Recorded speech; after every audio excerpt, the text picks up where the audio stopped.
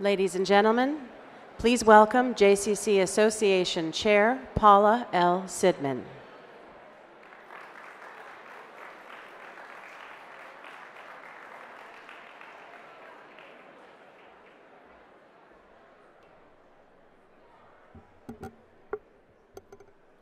Good morning.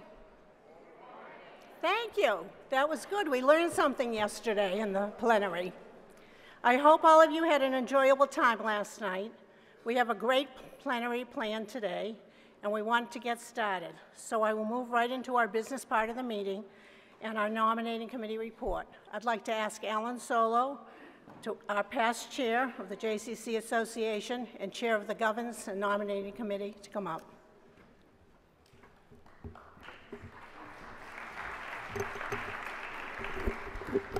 Thank you, Paul. I want to begin actually by thanking Paula for her outstanding service during the last 4 years on behalf of our association. It's been wonderful to work with her.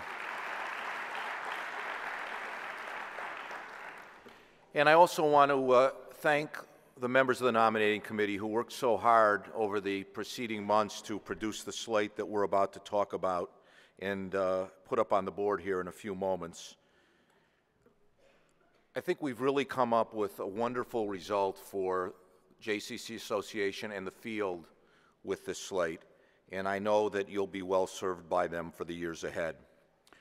It's been my pleasure to serve as the chair of the nominating committee for the 2012-2014 JCC Association Board. It's a wonderful challenge to select a representative board from an unusually large list of highly qualified leaders recommended for nomination.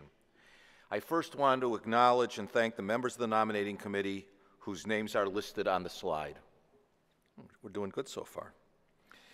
I want to advise the convention that all requirements of the bylaws were followed. I'm sure somebody's checking on me. Copies of the nominating committee report were mailed in advance of the meeting by email, and the names will be projected on the screens as we move through this report. As part of our effort to conserve paper, we have not put printed copies on the chairs.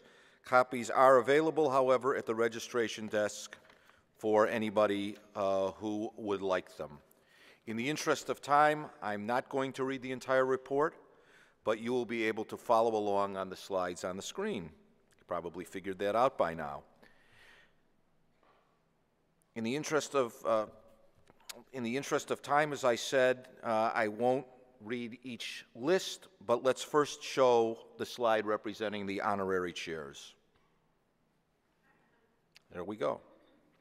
The next slide represents our honorary board members. I want to point out that this is a category that was instituted under our new bylaws, and these are some of the most distinguished members of JCC Association boards for many, many years.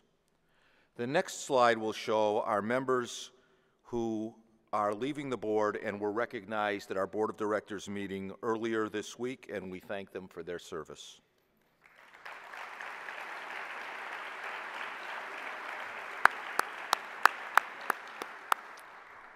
Our board is unusual, and I think it provides a special service to the field because it not only has representatives in terms of lay leaders from around the continent, but also includes professionals who serve on our board with us. The next screen will show the names of the professionals who have served our association as board members and whose terms are expiring in 2014 and therefore are leaving the board. They deserve our appreciation as well.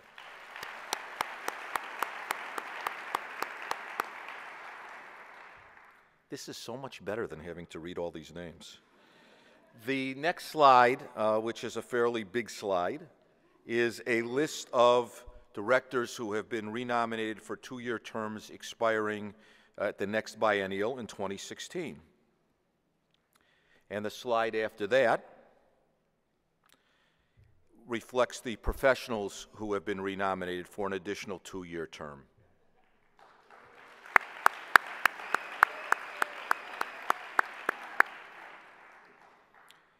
Now to the fun part.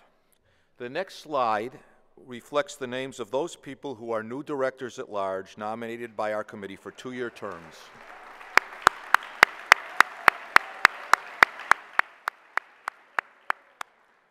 This is really a terrific group of people. We're delighted to have you, and I can assure you, having served on this board now for almost 20 years, that you're going to have a wonderful experience. We also have a group of new executives who will be joining the board for the first time at this point, and will serve 2-year terms as well.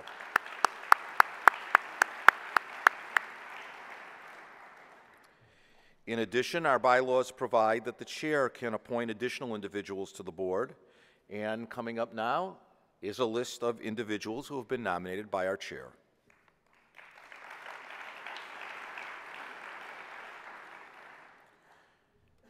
Yesterday, a number of us happened to be able to witness the retirement ceremony of the senior chaplain in the United States Armed Forces.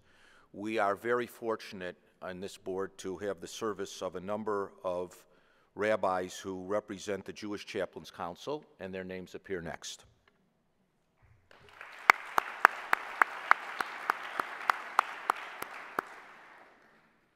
That's your board. Now we have officers as well, and I'm going to read these names.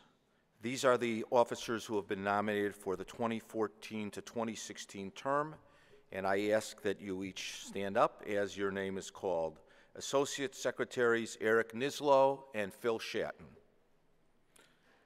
Secretary Harriet Blank. Vice Chairs Donald Brodsky, Joyce Goldstein, San Diego's own Gary Jacobs, Linda Russin, Vic Samuels, Francine Trachtenberg, and David Wax, another San Diegan.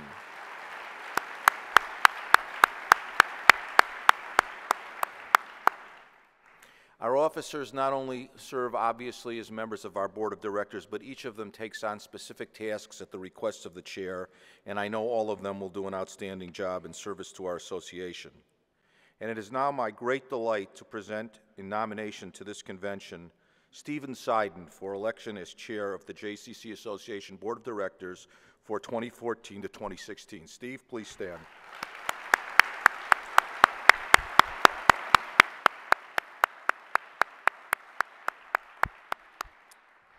Stephen is a longtime member of our board and leader of our association. He's chaired numerous committees that would extend the report if I had to describe them all. I've had the opportunity to work closely with him personally now for an extended period of time, and I knew when we selected him that he would do a fabulous job as the next chair of JCC Association.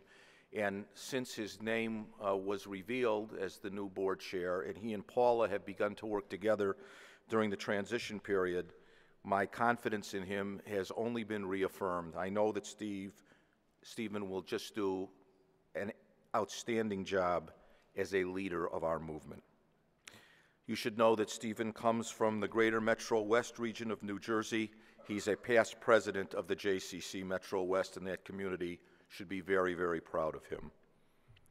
Inasmuch as no additional nominations have been received by the Secretary of JCC Association in the manner prescribed in the bylaws, I move that the Secretary be asked to reflect a unanimous ballot attesting to the selection of the aforesaid individuals. I extend my congratulations to all. We'll be hearing Stephen's acceptance speech a little bit later in our biennial. And it's now my pleasure to welcome Paula Sidman back to give her report. Paula?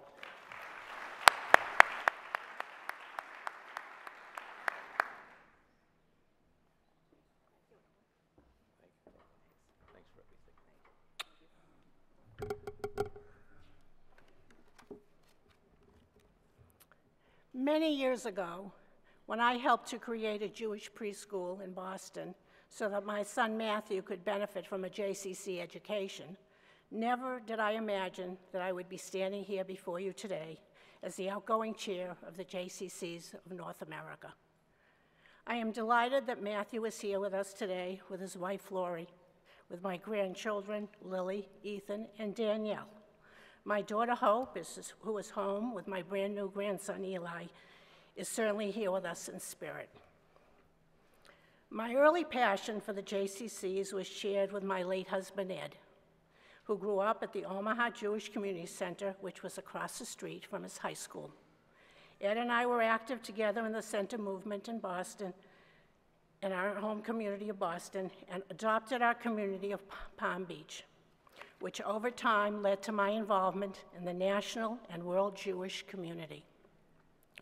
Just as Ed and I followed our parents in integrating the values of mitzvot and community into our lives, so too are our children following in that same tradition.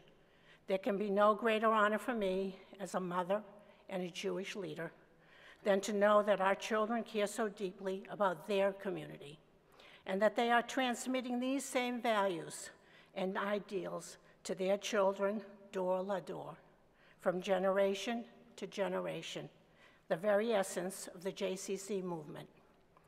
Building connections, the theme of our biennial, perfectly captures why I've so greatly enjoyed being your chair over these past 4 years. I have had the privilege of building connections to the best volunteer and professional leadership in the Jewish communal world. I have been blessed with an extraordinary board filled with committed and caring people who represent their communities with the highest values and standards. We have been supported by dedicated and visionary professionals who have led us in new and very exciting directions. Our president and CEO, Alan Finkelstein, has been a trusted leader and a significant mentor to me, and both he and his wife, Bonnie, have become dear special friends. Alan, I will genuinely miss working and collaborating with you on a daily basis. In fact, I'm starting to wonder what I'll do with my free time. Building connections to my exceptional predecessors, Mort Mandel, Lester Pollock, Ann Kaufman, Jerome Mikowski, and Ed Kaplan, and Alan Solo.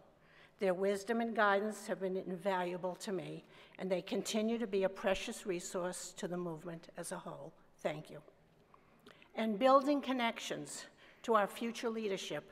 I'm so excited, both personally and for the JCC Association, to know that Steve Seiden will succeed me as incoming chair.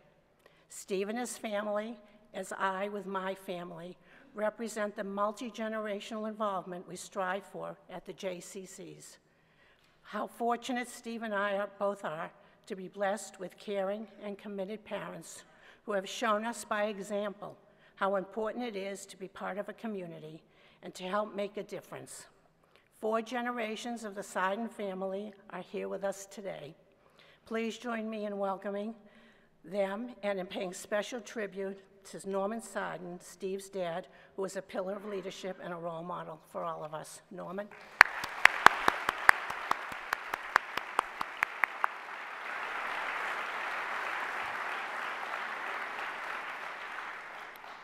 Building connections to all of you, our most important stakeholders, and to all of our JCCs throughout North America that open their doors and welcome and enhance the lives of individuals and families in search of meaningful community. And finally, building connections to the fabulous experiences that I have had, which are all memorable to last a lifetime. Sitting in Israel at the opening of the first ever JCC Maccabi Arts Fest and spending 10 days with 1,000 of our kids and coaches while they were traveling, competing, and performing.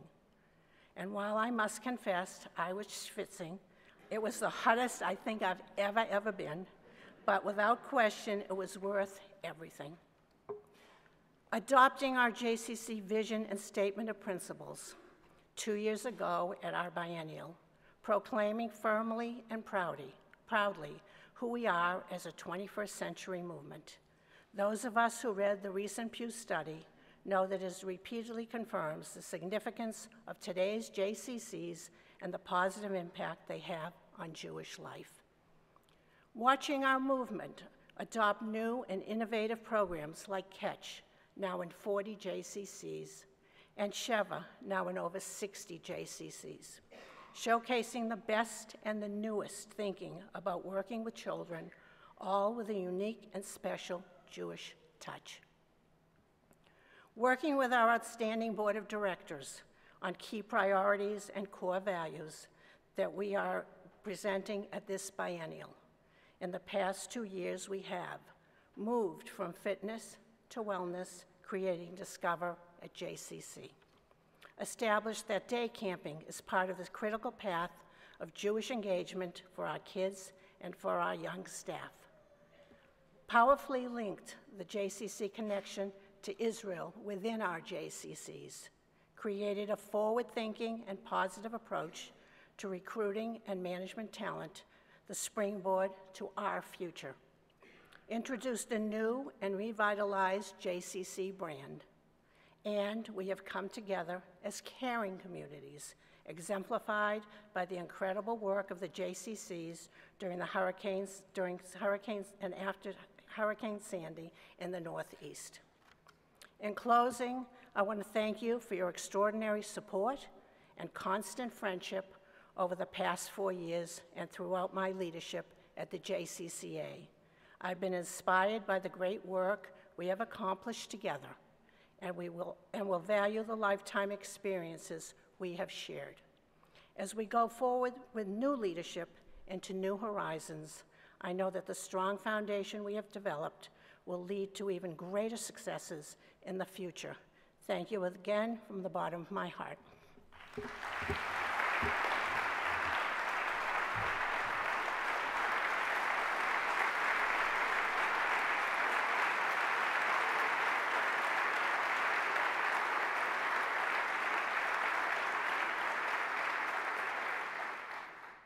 I'm going to ask you now to please welcome, as I was saying, someone you also do need to get to know, the new chair of the JCC Association, Paula Sidman.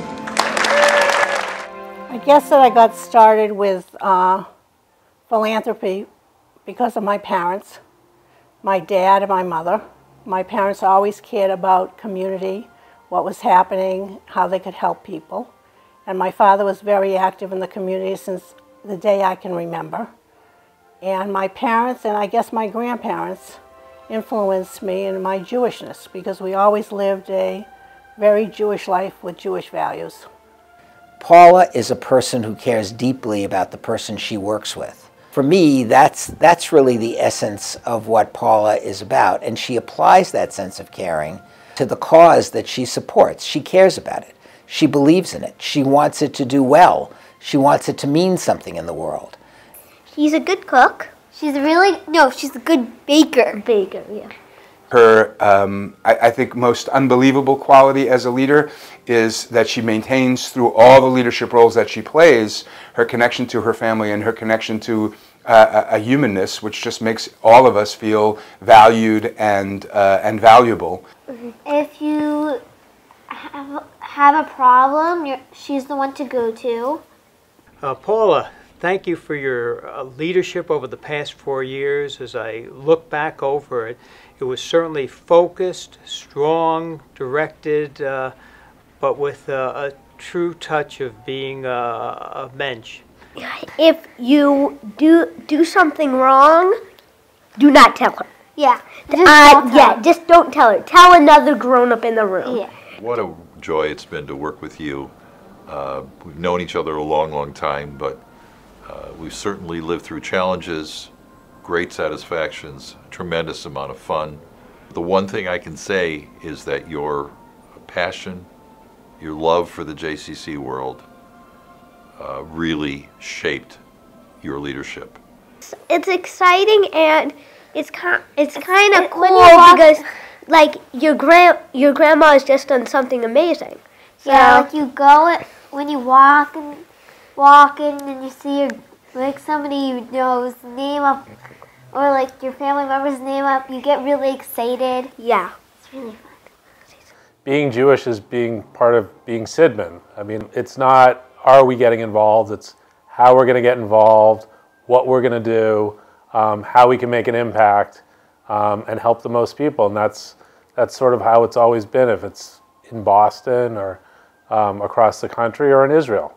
Paula Sidman was one of my mentors when I joined this board.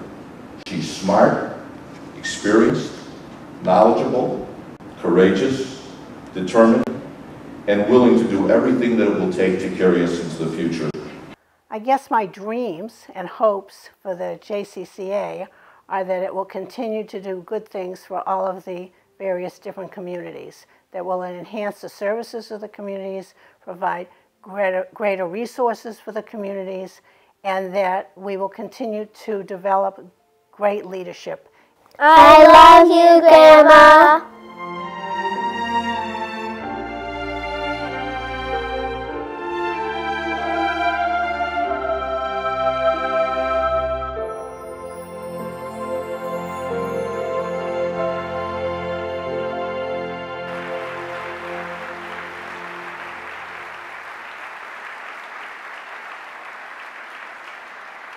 Please welcome our new chair, Stephen P. Seiden.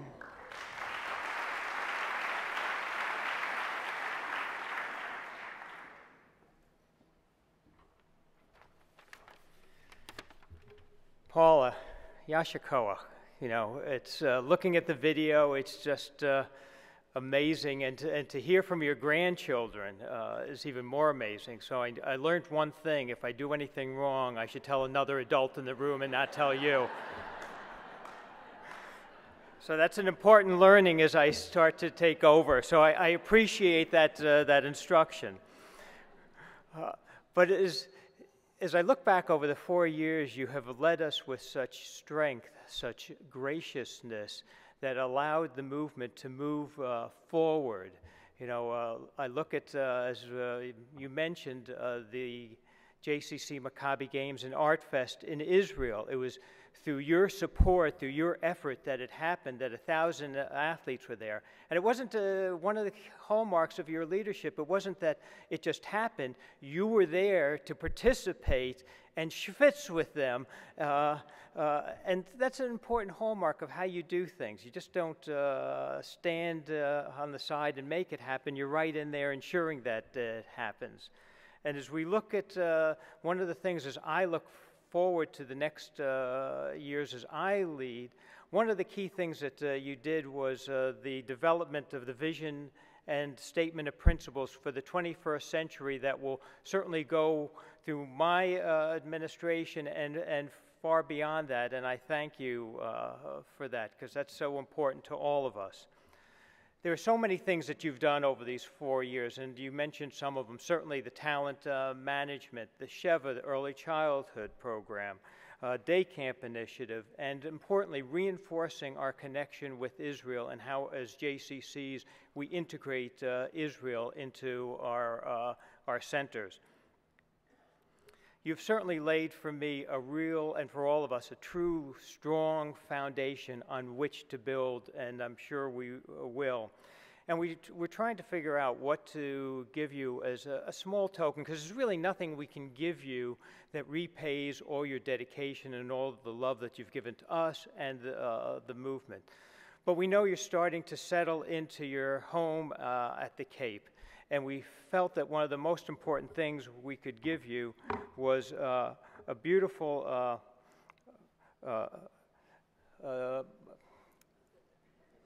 mezuzah. Thank you. That was the audience participation section of this program, so I thank you. And you got it right. The J is working. This beautiful mezuzah that, when you place it on one of the doorposts of your house, every time you walk through it, that doorway, I hope you'll remember the love we have for you, the thanks we want to give you for everything you've done over these past 4 years. Paula, will you come up and accept this, please?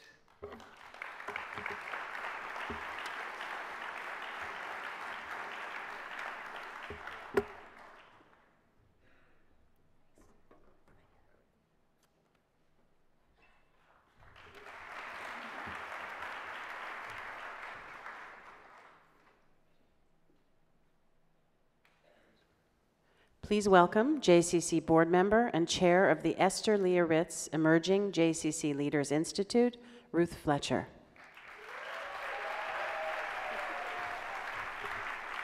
Thank you. The future of the JCC movement across North America is in great hands. With 6 intensive sessions on leadership development right here at the Biennial, our Esther Leah Ritz participants are ready to take on significant responsibilities back at home. Continuing what we've started here to strengthen individual leadership skills. It is my privilege to recognize a truly inspirational and impressive group representing 31 JCCs. We have 51 Esther Leah Ritz emerging leaders upholding the legacy of the work of Esther Leah Ritz. Please join me in recognizing our awardees, but please hold your applause until the final name is read. From the Addison Penzak Jewish Community Center of Silicon Valley, Los Gatos, California, Carrie McCarthy and Robin Siegel. From the Adolph and Rose Levis JCC, Boca Raton, Florida, Jamie Telchin. From the Barbara and Ray Alpert JCC, Long Beach, California, Paul DeYoung and Beth Sterling. From the Betty and Milton Katz JCC, Cherry Hill, New Jersey, Michael Cherkis and Leslie Goranzik Katz. From the Evelyn Rubenstein JCC, Houston, Texas, Rebecca Block and Leah Gross. From the Harry and Rose Sampson JCC, Milwaukee, Nancy Kennedy Barnett and Cheryl Rubin. From the JCC of Austin, Texas, Billy Oshero. From the JCC of Central New Jersey, Scotch Plains, New Jersey, Kenneth Rotter. From the JCCs of Greater Boston, Newton, Mass, Ruth Weinstein. From the JCC of Greater Baltimore, Owings Mills, Maryland, Kevin Keene. From Greater Columbus, Ohio, Lindsay Schottenstein. From the JCC of Greater Kansas City, Overland Park, Kansas, Richard Jacobson. From the JCC of Greater St. Paul area, St. Paul, Minnesota, Tom Citron Heisem and Adam Stern. From the JCC of Greater Vancouver, British Columbia, David Frankel and Rebecca Weinstock. From the JCC of Greater Washington, Rockville, Maryland, Mindy Berger and Heidi Brodsky, Andrew Chaud, and Arthur Pollitt. From the JCC of Indianapolis, Jeffrey Adams and Lynn Lambeth. From the JCC of Southern Nevada, Las Vegas, Nevada, Mike Sterenko and Deborah Weiss.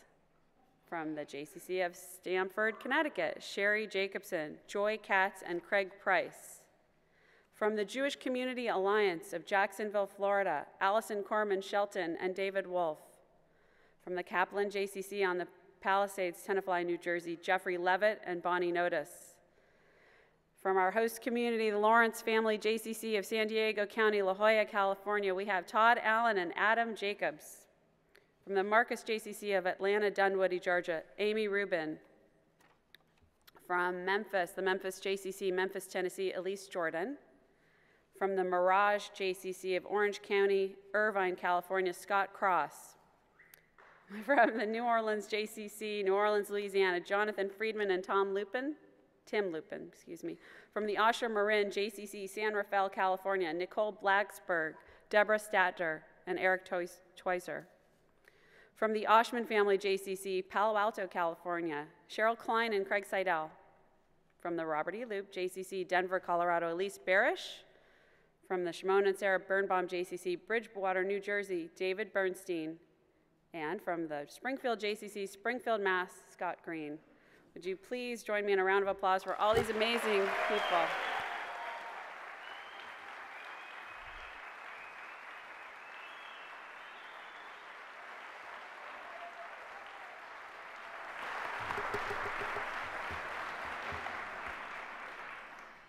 Mazel tov to all the Esther Leah Ritz participants.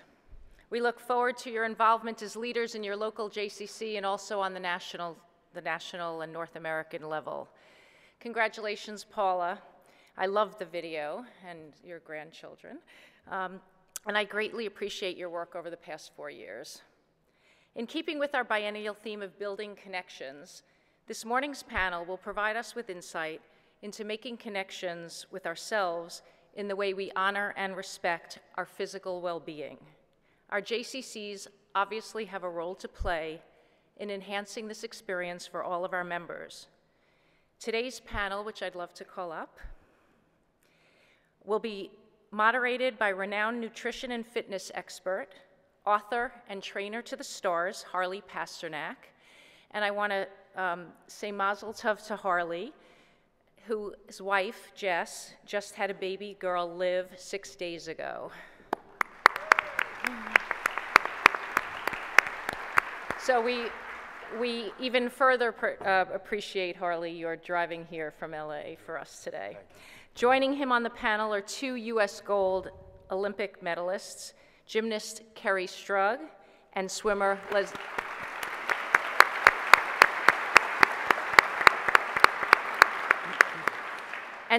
Lenny Krayzelburg.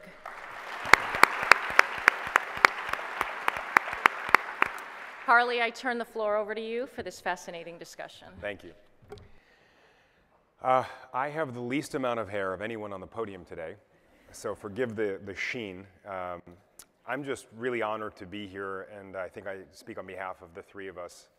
Growing up, going to JCC summer camp, playing sports at JCC, going to drama school at JCC in Toronto, and traveling often. No matter where I was, what city I am, I always felt like I had a home in a JCC. So thanks for having me here today.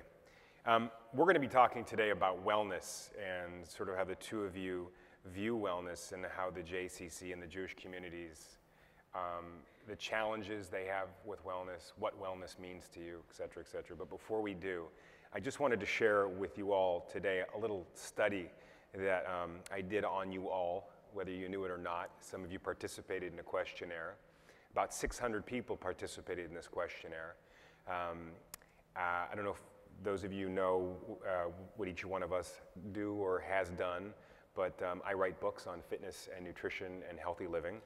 I have a practice that for about 23 years has gotten Hollywood's biggest stars into great shape, from Catwoman to Superman to Spider-Man to X-Men to the Green Hornet to Jesus in the Passion, believe it or not, he was a Jew, to Moses and the Ten Commandments, to the Count of Monte Cristo, and about 140 feature films and 30 music tours.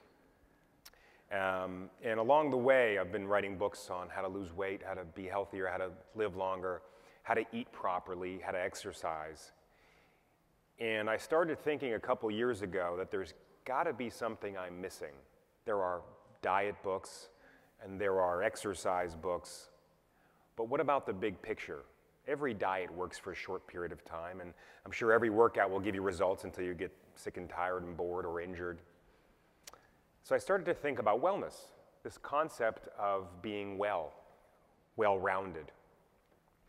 And I got a whole bunch of PhD students from a few different universities to put together a list of every single scientifically proven way to lose weight, to be stronger, to live longer, to be healthier.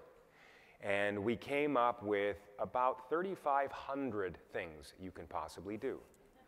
From drinking cold water before a meal, which shows to speed up your metabolism, to including green tea in your day, to listening to certain kinds of classical music before you go to sleep.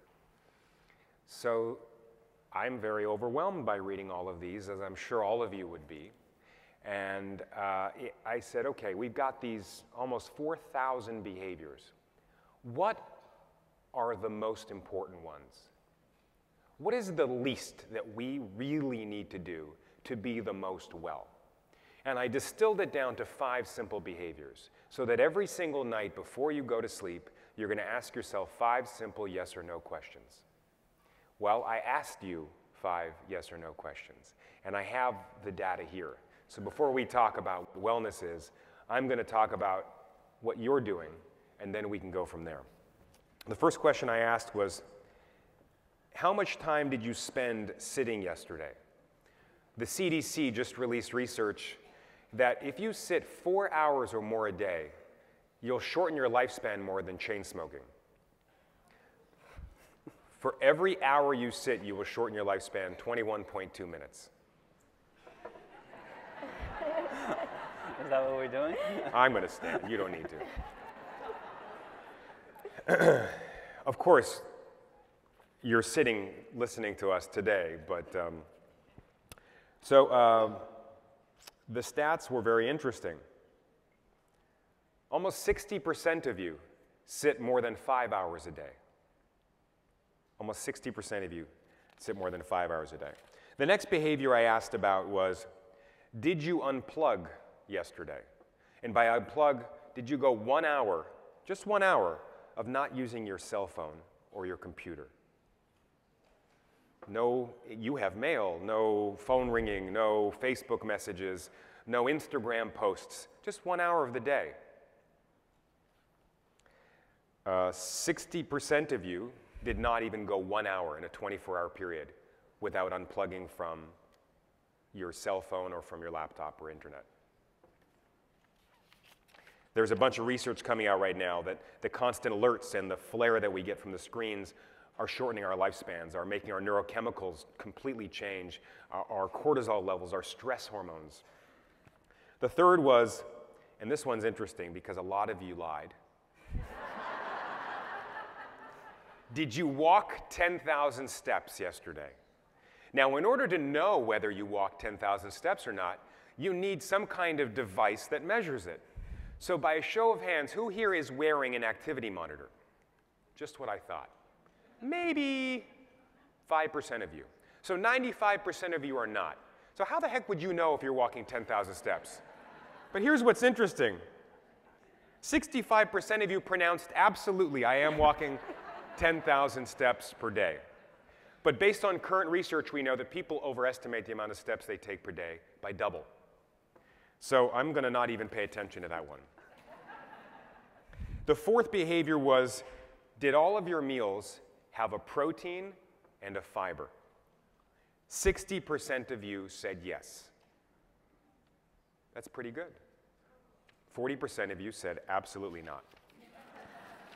And the last behavior was, how many hours of sleep did you get last night? 94% of you got less than 8 hours. 94% of you got less than 8 hours. And we know that sleep should be 1/3 of your life. Sleep is associated with every single wellness parameter.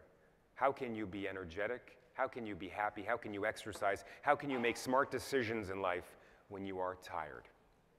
So I just wanted to establish that those are my components of wellness. There are many more, and we're going to hear about them today.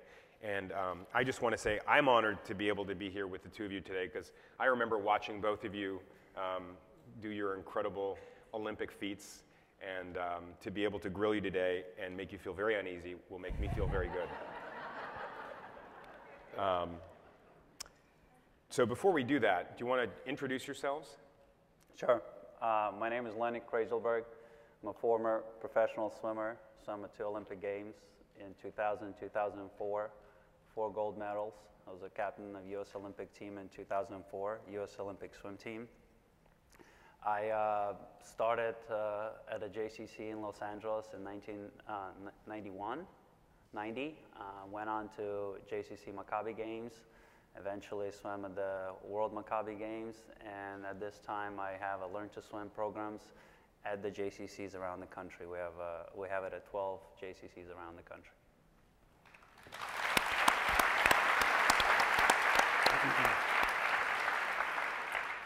Hi, my name is Kerri Strug, and for many I'm known as the young girl who injured her ankle, but completed a vault successfully anyways in order to win the first ever team gold in an Olympic Games.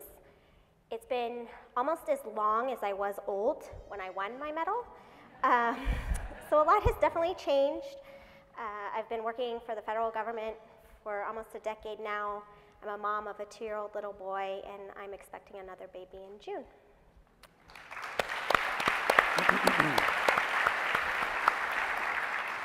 So I guess we'll jump right in. The first question I have is, what does wellness mean to you?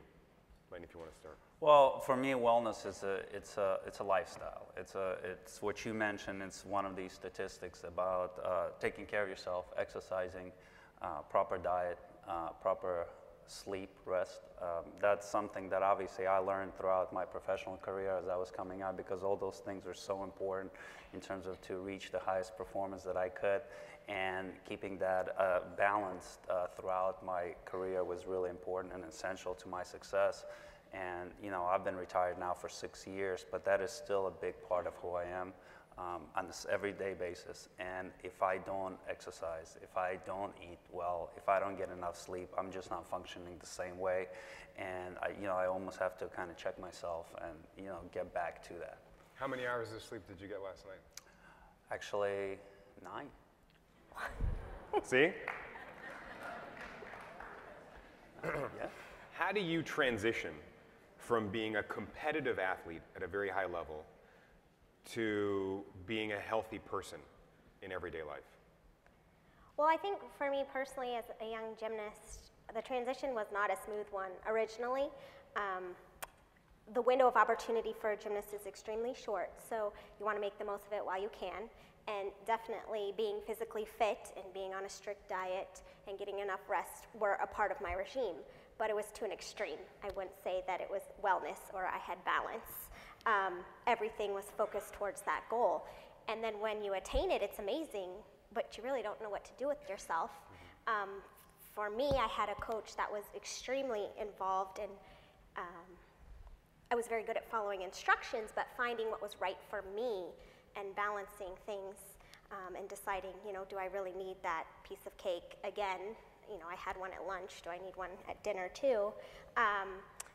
And learning what was right for me personally versus somebody mandating it or telling me was difficult because I think I was in college, it's a different lifestyle at that time. And so it took me some time to really reprioritize and understand that I wanted to have more breadth than just depth in my life, and that I had to kind of define what my wellness was going to be. And I think it is different for everyone at different moments, depending upon your lifestyle and you know, what phase of life you're in. And everybody needs to set those goals and then really try and attain them. It's not just going to happen. You have to make them happen. And how many hours at most? What's the most amount of hours a day at your peak training that you were putting towards your sport? Like 8. 8 hours a day? 8 was 8 hours, like 6 days a week was pretty common. 6. 6 hours. Wow. And so transitioning obviously to, you know, when you're dealing with people who have normal jobs and children, and as both of you have, actually as all three of us now have, we don't have 6 hours a day or 8 hours a day, and even if we did, our bodies probably definitely couldn't handle it anymore. So I think, you know, you just said breadth over depth. I think that's really a great way to describe it. You want to do a lot of things in life and not just one thing a lot. So I like that. How do you stay well right now? What's your routine? Well, having trained 8 hours a day for so long, being physically fit is important. Like Lenny said, I feel much better when I exercise, but now I do 30 to 45 minutes a day versus 8 hours. Right. And I do get adequate rest. I need it to chase my toddler around and work productively.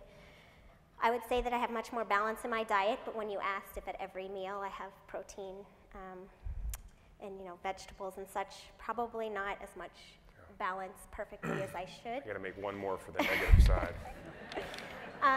But again, I think it's balance, it's moderation. For me, for so long, it was, you know, only protein and vegetables, and I, you know, was forbidden to have anything that I really enjoyed. So then when I did, I would binge and things like that. What is your favorite cheat right now? What's your favorite indulgence? I love sweets of any kind, really. Carbs of any sort. What's your what's the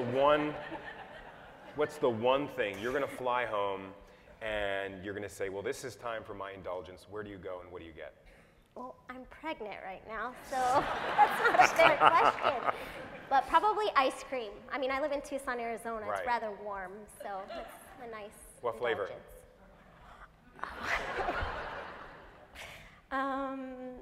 Cookies and cream. I like how you pretended you had to think about it. You're like, count No, 5, no, 4, really, 3, 2, 1. Make there's it look like I'm multiple. thinking. Cookies and cream. And what's your favorite indulgence? Because you look, I mean, lean, very lean. So that's Thank a you for well-made that suit compliment. that's hiding you. Ice cream too, Haagen-Dazs. Really? Yeah. What flavor? Mocha. Mocha. Okay. Well, maybe afterwards we'll all go for ice cream. Do that. Where do you think that most people fall short when it comes to being well? I think, from my experience, from what I've seen, I think it's just they don't have the right guidance. You know, a lot of people, majority of the people obviously didn't grow up with athletic background, with being forced to these type of schedules. So when you do make that choice to start living a healthy lifestyle, a lot of people don't know where to start or how to create that roadmap that you can follow, that you can check yourself to see if you're following it. And I think that that's what they need the most help with. And where do you think people can get that? Where can people get that guidance? Hint. Yeah.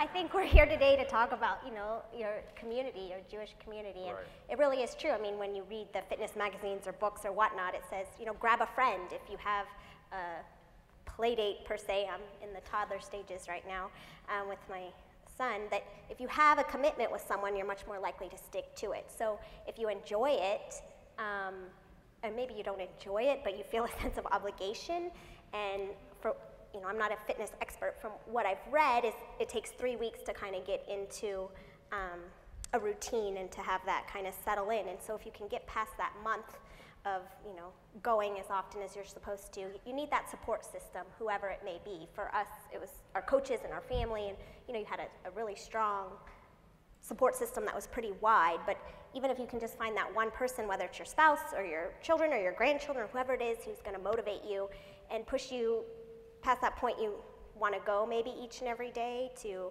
eat a little healthier, to exercise a little more, to, you know, I know we're talking about wellness, just not being physically fit, so to go outside and have some fun, have some balance, find that person who's going to motivate you to do that and help you day in and day out, because it's real easy at the beginning to do it, but it's, you know, it's got to be a lifestyle. It's like you said, it's not a short-term diet or a short-term fitness plan. It's a way of being. And I think for me, wellness is being content with who you are, and that's not just physically, but emotionally and mentally. And that's the second gem, being happy with who you are. Yeah, absolutely. I think if you're, and if you're not, then changing that thing and making that thing better. So I think wellness is definitely a constant moving target. We're never, okay, I'm well, I'm going to stop now. I think you're constantly trying to get more well and more rounded. The one thing I would say is, as far as getting someone to motivate you, I've always believed that nobody can motivate you like yourself. And everybody inevitably wants to be healthier, fitter, live longer, be happier. So we are already motivated. The question is, what gets in the way between our motivation and actually doing something about it? And to your end, you know, having someone teach you, having someone give you a program, having someone give you direction, making sure you don't injure yourself. And these are all things I found at the JCC as a kid growing up.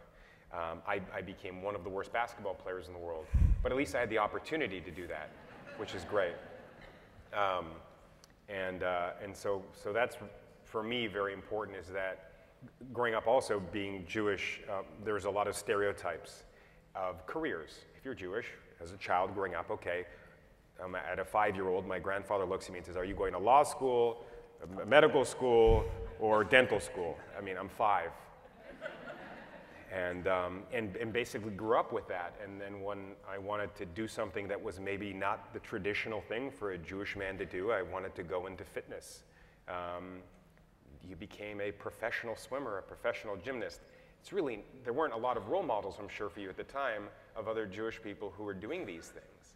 Do you want to speak to that a little bit? Well, absolutely. You know, for me especially, growing up in, you know, former Soviet Union, there weren't many, you know, Jews involved in sports to begin with. So I always felt like I was on the island by myself. From that standpoint, I didn't even, you know, obviously Mark Spitz was the name that everyone knew, but I was here. I wasn't talked much back in Soviet Union, so I always felt like I was a bit of an outcast. Like a fish out of water. Like a fish out of the water, not pun intended. I'm sorry. But however, you know, I've always had tremendous support at home.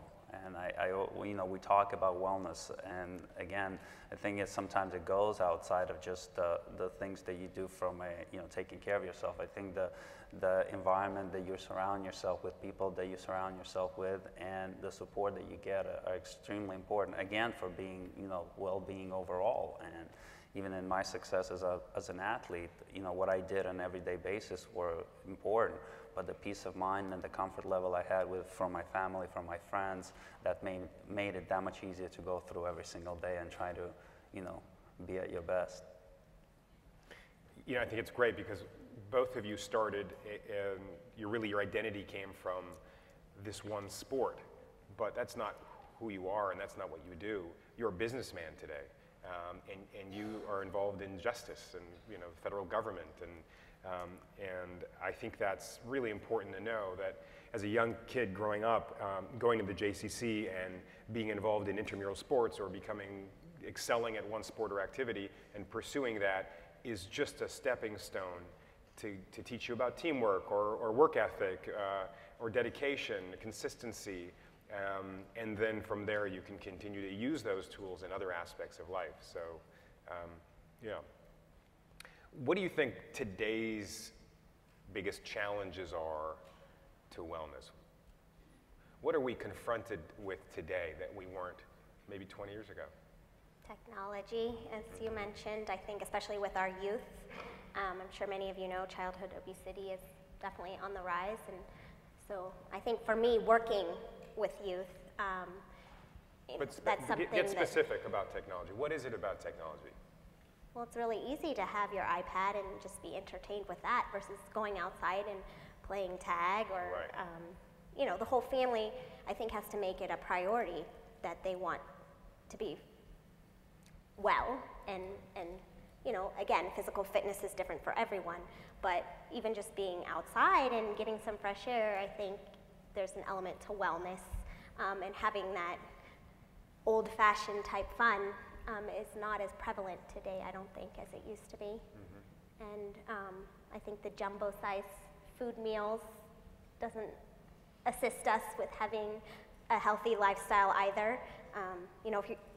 Way back in the day, you weren't even given the option, but now if it's on your plate, oftentimes you will eat it. So it's more difficult to make healthier decisions. So for me, I'm hoping moving forward, we have definitely identified the problems, and I'm hoping that we can all work together to try and alleviate them.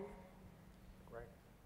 Well, I think that we as older generation have to lead by example. And, in my experiences that I work a lot with kids, and I see the problem of child obesity, and obviously what Kerri mentioned in terms of the technology today, and it's so easy just to sit on your couch for hours and then just playing on your iPad or, on your computer rather than, going out there and being active.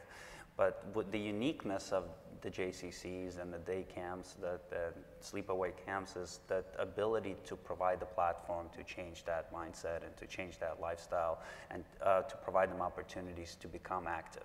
But I also think that as leaders, we have to walk the walk, not just talk the talk. So people that are involved in all these programming have to do it themselves to be an example to the younger generation, so we can change that whole perception and everyone lives a healthy and right lifestyle. What endorsement are you most embarrassed of in your lifetime? Any? I'll let Lenny start.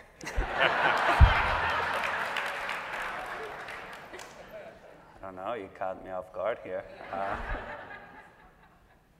Good for you. No. Very good for you. I have a number. Let me begin. I actually did one in Eastern Europe last year for a beverage that I misunderstood, and when I went there for the engagement, I realized it was something that not only I would not support, but I have a gag reflex from the taste of this particular beverage. So they had to fill the can with water, so when I drank it, I could at least make it seem like I was drinking it. Luckily, nobody here will ever know about it.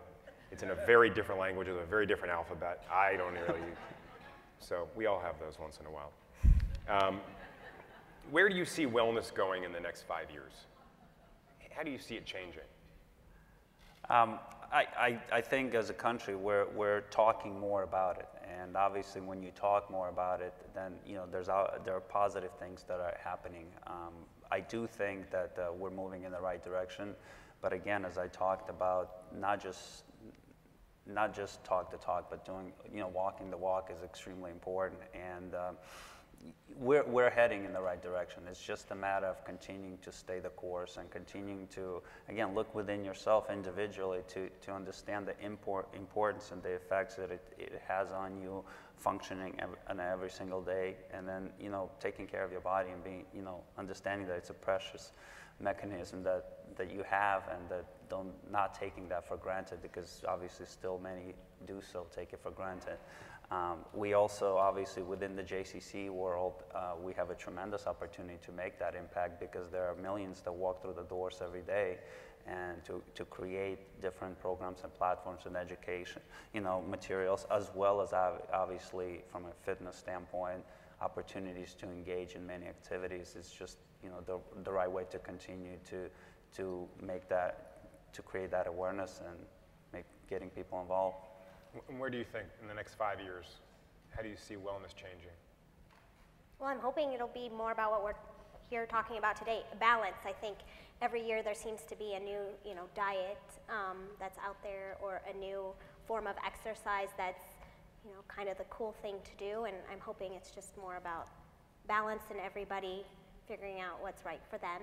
And, you know, we always hear moderation is the key, but it doesn't seem to stick for some reason with many. So from 5 years down the road, I hope everybody in this room starts today and goes back to their local JCCs and spreads the word.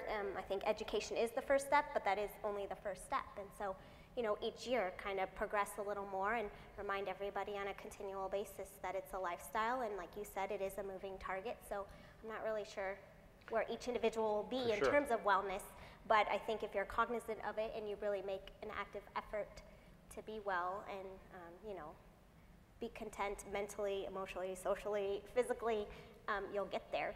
5 years from now, you should be in a much better place. Do you feel like, or have you ever heard of, or are you aware of any stereotypes that Jews aren't good athletes? Right? Yes. Which makes me that much more excited to know both of you, because it's kind of like, you know, really? We've got the two of you. But I think what's different today is, growing up, really, we didn't have the role models to be Jewish athletes, and now we have more and more, and it's really exciting.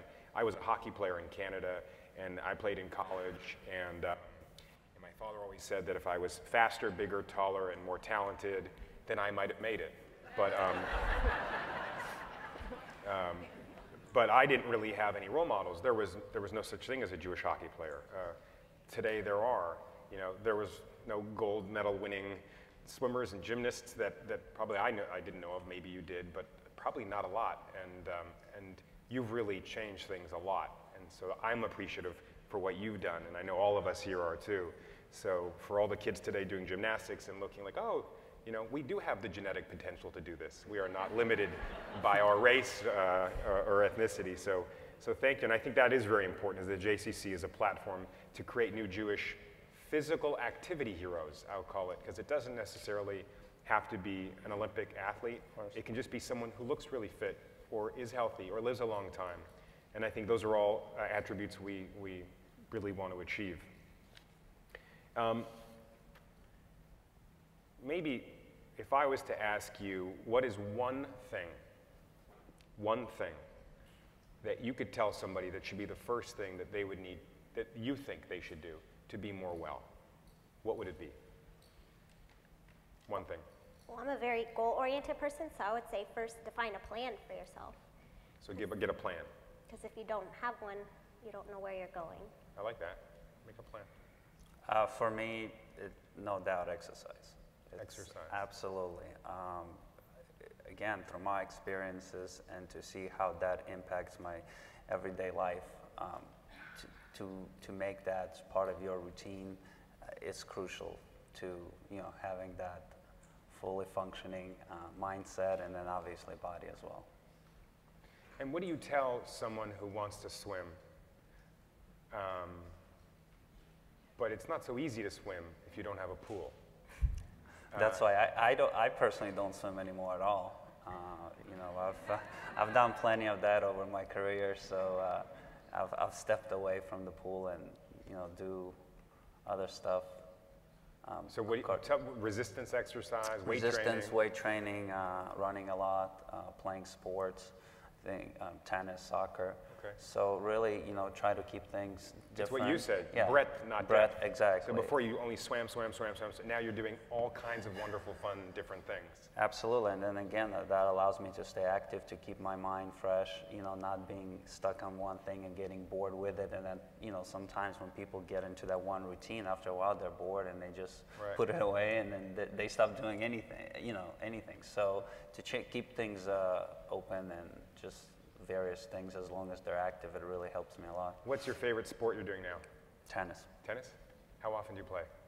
I play about two times a week. Okay. Yeah. Great. And you? What's your, going to the gym, weight training or cardio or?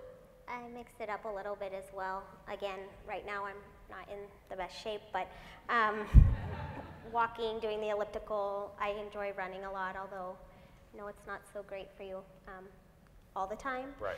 And again, like osteoporosis, things like that run in my family, so I know that working with weights, light weights and things is good. I also enjoy the classes. Okay. What kind of class? What's your favorite kind of class? Well, I'm not in the nouveau things, like I haven't done the CrossFit or anything, but I have done some videos, but for yourself, I won't mention specific names, but that keep things new and different.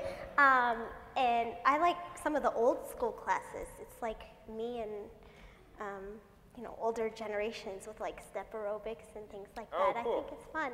Well, Jane Fonda's a client of ours, so I'll relay that to her. And I must remind you, she's had 2 hip replacements because of all the step aerobics, so please be careful.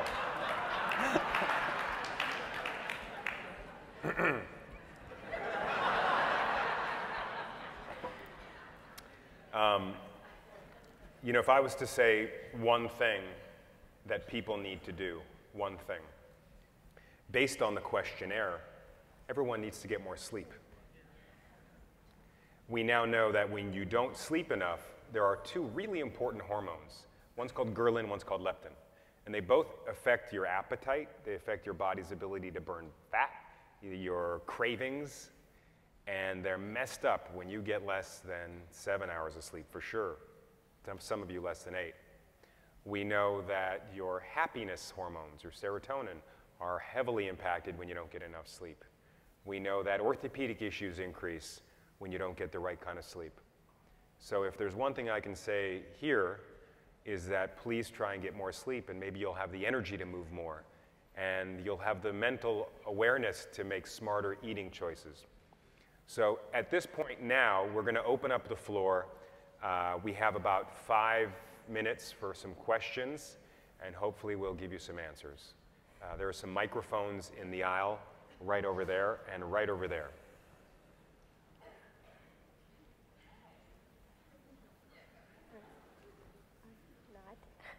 No, I think she's, yeah.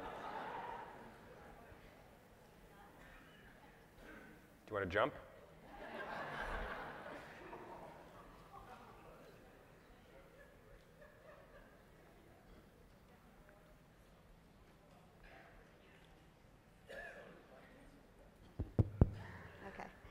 I have a question. I have a daughter who's actually a competitive gymnast. And one thing I'm very worried about, she's young, is body image, that I want her to have balance, and I want her to feel healthy and strong and all the things that athletics do.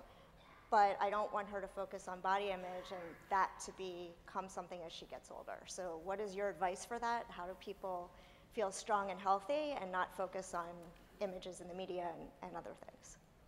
Well, I think any young girl, whether they're involved in athletics or not, at one point in their life is probably going to have some body image issues just because of society. So I think having a strong support system around her and constantly, you know, encouraging her to be well and to, you know, focus on what she can, control the things that she can, what she puts in her mouth that you want her to eat, because she needs that for energy, it's fuel, and allow her to indulge here and there when she wants to, but also remind her that, you know, if she's a serious gymnast, she needs to be in the best shape possible, but that doesn't mean that she can't enjoy food. I mean, I think it is one of life's pleasures, Nonetheless, you can't have everything you want all the time because you're not going to perform the best if you're heavier. I think, you know, gymnasts, the majority of them are very petite, so if you put on 5 pounds, it is going to have an impact on your performance. Nonetheless, if you're emaciated, like, you're not going to perform well either, especially, you know, the floor exercise and the vault, it takes energy. So again, balance and leading by example, as her mother, I think, is important, and steering her away from any negative coaches that might put that as a focus too much. But I think if she's mentally tough, it doesn't matter what anybody says because she'll believe in herself and make the right choices. Thank you. I hope she grows up like you. Great answer. Great answer.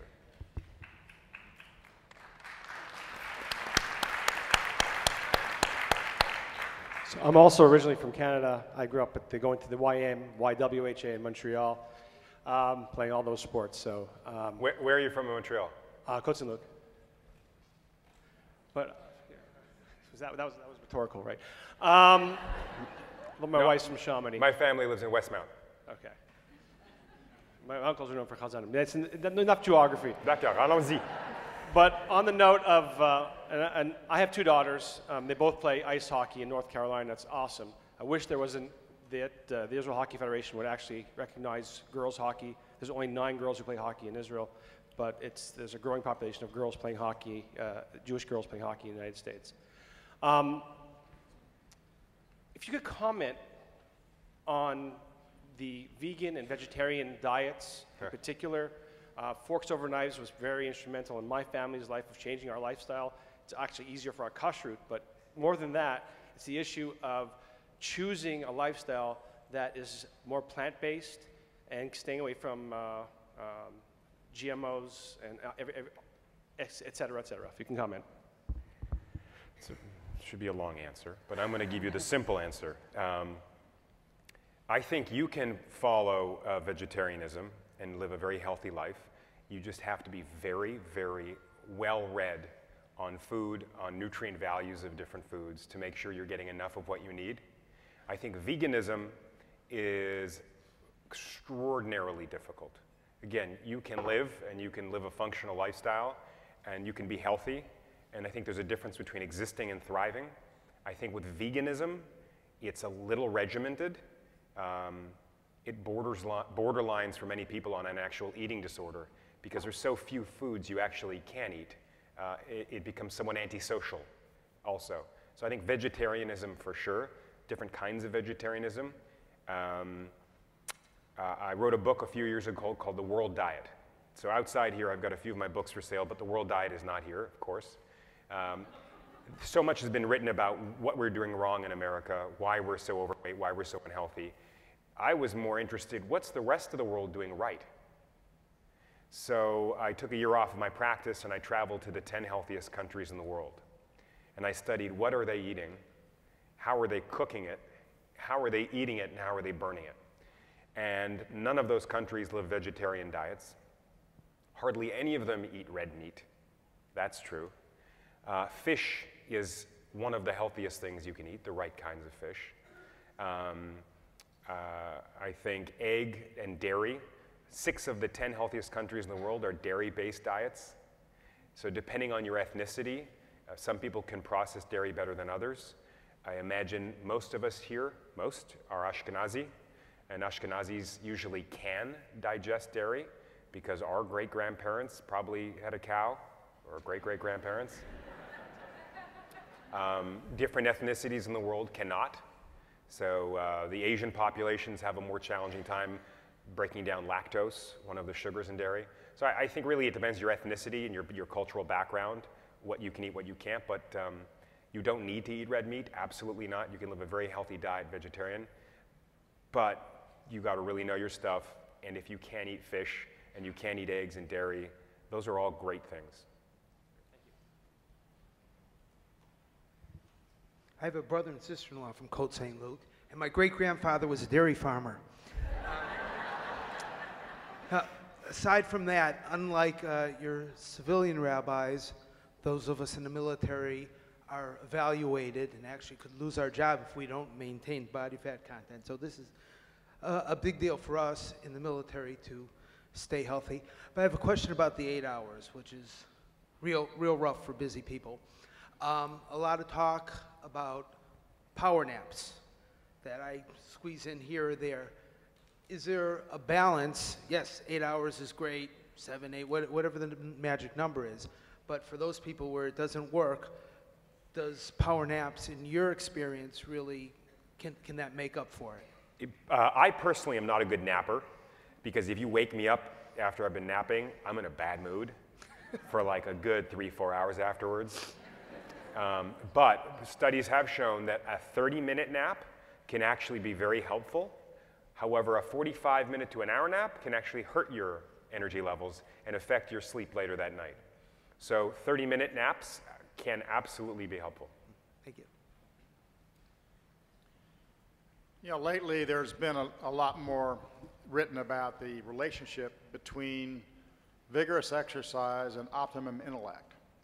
There's been studies of children and test scores that were put into a vigorous exercise program. There was a recent study among seniors indicating that vigorous activity, those population of seniors that engaged in vigorous activity had a 25% less chance of pre-senile dementia or Alzheimer's. You might comment on that relationship between vigorous exercise and optimum intellectual. So I think that everyone over 90 should do the exact routine that Kerri did in the Olympics. Those studies have been around for a while, and they keep coming out with more and more, and it's really exciting stuff. I actually was part of a bunch of the studies about 13, 14 years ago. I built a series of strength training facilities in a dozen retirement homes.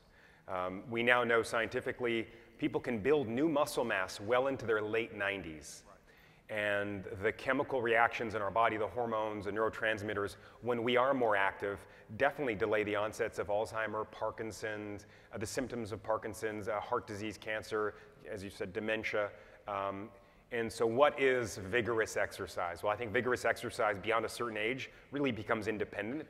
What are your pre-existing medical conditions? At a certain point, we all have something. Plus, we're Jewish, so we'll talk about having something. And knowing your personal boundaries, I think absolutely having supervision as you get older is essential. But I think resistance exercise becomes more important as you're older. And even studies of 1 set per exercise per body part has shown to definitely given results. You don't have to do a whole workout and 5 chest exercises and 5 sets per. You could do 1 leg, 1 arm, 1 back, 1 very, very simple movements. Balance becomes more and more important as you get older. So introducing elements of balance, important. And I think submaximal chronic movement. So I always carry, everywhere I go, I carry an activity monitor, except this exact moment. It's in my bag. I carry a Fitbit, and it tells me how much I'm moving throughout the day. And it's great because it can gauge, and so rather than sitting on a treadmill at the end of the day for an hour, I just try and move all day. I do all my meetings, my phone calls, my earpiece, and I walk slowly. I make my meetings walking distance from my office at a cafe. I just keep moving. And so as you get older, I think it's very important to keep moving because we move less as we get older. So as we move less, we are less able to move because of that. If you don't use it, you lose it. So I think it becomes important to just keep moving all day, wear an activity monitor, and do a supervised resistance exercise program. Thank you.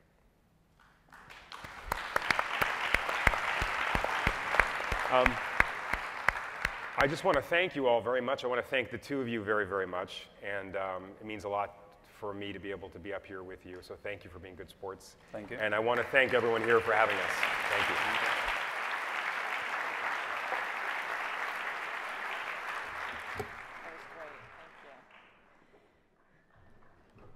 What an interesting session. I don't know about you, but I'm inspired to get on the treadmill at my JCC. And I actually had a Fitbit that I think a lion ate on our trip to Africa. So I'm going to go back and order one online and start wearing it again. They are great. A little shout out to Fitbit. I also may take a nap this afternoon because I'm one of those people that did not get, and I was happy to hear that a half hour is all you need because that's all I'm going to get. Harley has signed some of his books outside, so it's a first come, first served basis, but there are books that are signed by Harley. Unfortunately, he's going to need to run back to Liv and his wife, who he left alone with the new baby.